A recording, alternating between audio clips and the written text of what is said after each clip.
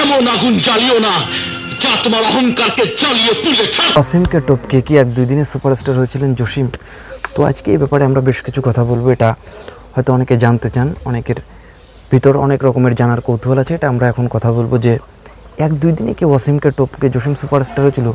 তো এক লাইনে যদি বলি না, এটার পিছনে আরও অনেক গল্প ছিল এবং এক দুই দিনে কেউ কাউকে টপকে ওই জায়গায় যেতে পারেন এবং এর পিছনের ব্যাখ্যাটা কি এখন আমরা সেটা আপনাদের সামনে প্রোভাইড করতে যাচ্ছি। ভিডিওটি অত্যন্ত স্পেশাল হতে যাচ্ছে। ভিডিওটি স্টার্ট করার আগে আপনাদের কাছে ছোট্ট একটা অনুরোধ, আপনারা যদি ফিল্ম স্পাই চ্যানেলটিতে নতুন হয়ে থাকেন তো ডেফিনেটলি সাবস্ক্রাইব করবেন, বেল আইকনে ক্লিক করবেন, লাইক করবেন, শেয়ার করবেন অ্যান্ড কমেন্টস করে জানিয়ে দেবেন আপনাদের মূল্যবান মতামতটি। দেখা হচ্ছে নেক্সট কোনো ভিডিওতে। সে বিষয়ে ফিল্ম স্পাইয়ের সঙ্গেই থাকবেন। তো ওয়াসিম এবং জসিম দুইজনই মাস অডিয়েন্সদের কাছে বাংলা সিনেমাতে দুটো অসম্ভব রকমের জনপ্রিয় নাম। এবং ওয়াসিম যখন প্রাইম টাইম, রীতিমতো ওয়াসিম যদি আপনি ধরেন যে ওয়াসিমের 10 বছর, প্রথম 10 বছর আপনি যদি ক্যারিয়ার হিসাব করেন, সেখানে জসিম ভিলেন করতো বা হিরো হিসেবে জসিমের কোনো নাম ডাকে ছিল না। জসিম তখন ওয়াসিমের 10 বছর জসিম কখনো ছুতেই পারেনি এবং ছুতে পারবে না, এটার হিসাব যদি আপনি দেখেন। কারণ তখন ওয়াসিম মানে বিরাট ব্যাপার। ওয়াসিম মানে যদি আপনি 70s সিনেমায় যদি আপনি ধরেন, তো তখন একটা দোস্ত দুশমন, আসামি হাজির থেকে শুরু করে বড় বড় সিনেমা করতো। বা তার প্রথম দিকের একটা বিশাল বড় সাকসেসফুল সিনেমা ছিল ডাকু মনসুর। এইসব সিনেমা করে তিনি রীতিমতো উঠছে।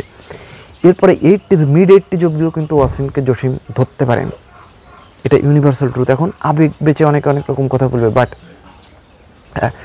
দিলওয়ার জাহান ঝন্টুর একটা ইন্টারভিউ আপনারা দেখেছেন। সেখানে কিন্তু ঝন্টু বলেছে যে তার একটা সিনেমা ছিল ওমর শরীফ, যেটাতে আসলে ইফোর্ট দিয়েছিল জসিমের উপর। তো ওই ওমর শরীফ ছিল কিন্তু লাস্ট 70s বা ফার্স্ট 80s সিনেমা। কিন্তু এর পরপরে কিন্তু ওয়াসিমের ক্যারিয়ারে অঞ্জু ঘোষ একটা ফলো নিয়ে আসে এফ এ কবির চৌধুরীর কিছু সিনেমা দিয়ে, যেমন পদ্মাবতী বা সওদাগর বা এই যেসব নরম গরম এইসব সিনেমা কিন্তু ওয়াসিমকে মিড 80s অবধি এমন একটা পজিশনে নিয়ে যায় যে ওয়াসিম রীতিমতো ধরা ছোঁয়ার বাইরে।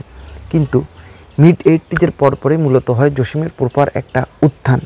জসিমকে প্রপারভাবে অডিয়েন্স কিন্তু চিনতে শুরু করে হিরো হিসেবে, প্রপার তার স্টারডাম শুরু হয় কিন্তু মিড 80s পরপরে। এখন দিলওয়ার জাহান ঝন্টু নানা রকম কথা বলতে পারে, আপনার হিরোকে আপনি সবসময় এগিয়ে রাখবেন বা আপনার হিরোকে নিয়ে আপনি বেশি কথা বলবেন, এটা অত্যন্ত ভালো কাজ এবং এটা আপনি করবেনই, এটা আপনার করার রাইট আছে। বাট মিড 80s অবধি কিন্তু ধরতে পারেনি জসিম। এরপরে মিড 80s আমরা দেখলাম শাবানার সঙ্গে যখন প্রপার একটা ক্যারেক্টার, একটা যেখানে হিরো না জসিম কিন্তু কাজ করে যাচ্ছে, তো ওই ধরনের ক্যারেক্টার যখন জসিম হাজির হচ্ছে, তখন অডিয়েন্স কিন্তু রীতিমতো মন ভরে দেখছে, প্রাণ ভরে দেখতে, দু চোখ জুড়িয়ে কিন্তু তাদের পেয়ার, তাদের জুটি কিন্তু দেখছে অডিয়েন্স।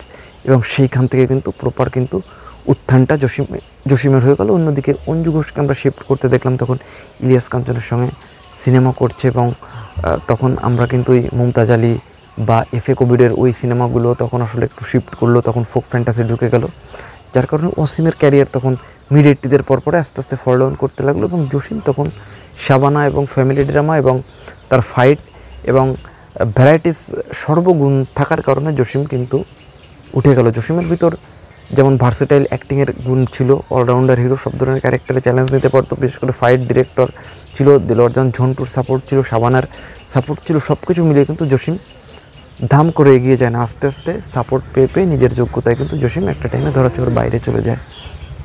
এইটা হচ্ছে মূলত হিসাব যে এক দুই দিনে ওয়াসিমকে টপকায়নি জসিম। তো এটা নিয়ে ছিল কিছু কথা।